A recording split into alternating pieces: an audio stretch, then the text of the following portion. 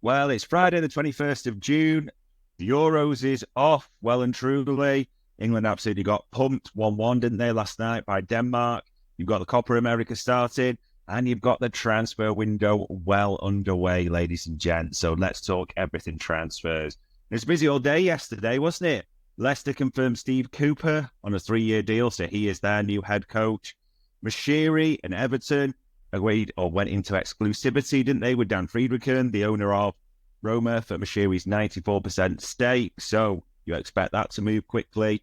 And Villa and Everton are working together to get around the PSR FFP rules, which is kind of genius in one way, because Villa have pretty much agreed a deal to sign Lewis Dobbin from Everton for a fee, and going the other way as a separate deal, though it's important to say it's not an exchange, but moving from Villa to Everton is the central midfielder Tim Iroegbunam.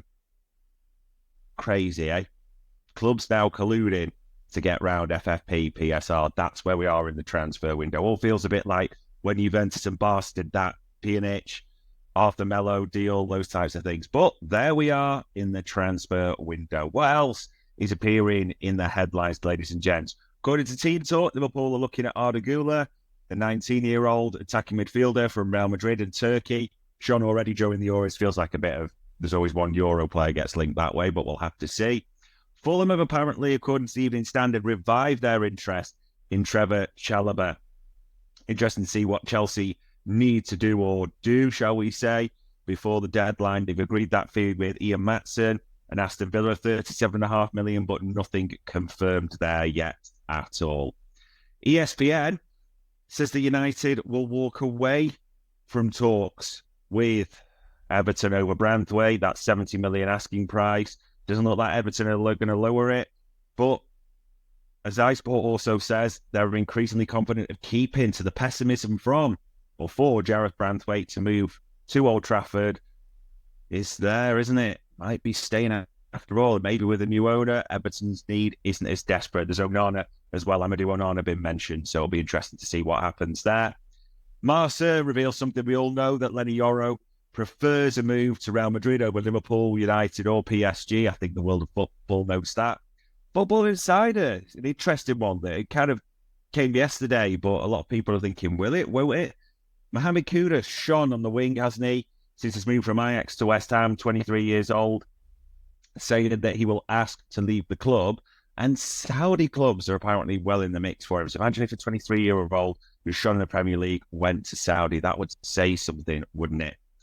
Villa, according to Sky Sports, have inquired about the availability of Matthias Saul, but Juventus apparently say he's not for sale, which is interesting because there's that deal with Douglas Luiz, 2 players and cash coming to Villa Park. However, Weston McKennie looks like he's not going to be part of it. So there's a lot of moving pieces, Aston Villa fans especially. There's moving pieces galore for you boys, isn't there? Speaking of clubs and moving pieces, Chelsea, the Athletic had yesterday. They're in talks with Boca Juniors, over a move for 19-year-old Argentinian defender Aaron Alcimino. Not heard of him, never seen him. Another youth signing for Chelsea, possibly.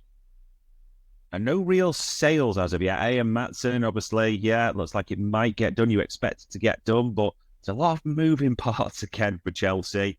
United, apparently, according to the Telegraph, are ready to trigger the release clause, the €40 million release clause for Joshua Zirkzee, who's with the Dutch squad at the moment. It looked nailed on for AC Milan, didn't it? But Kia Jubarishan and his,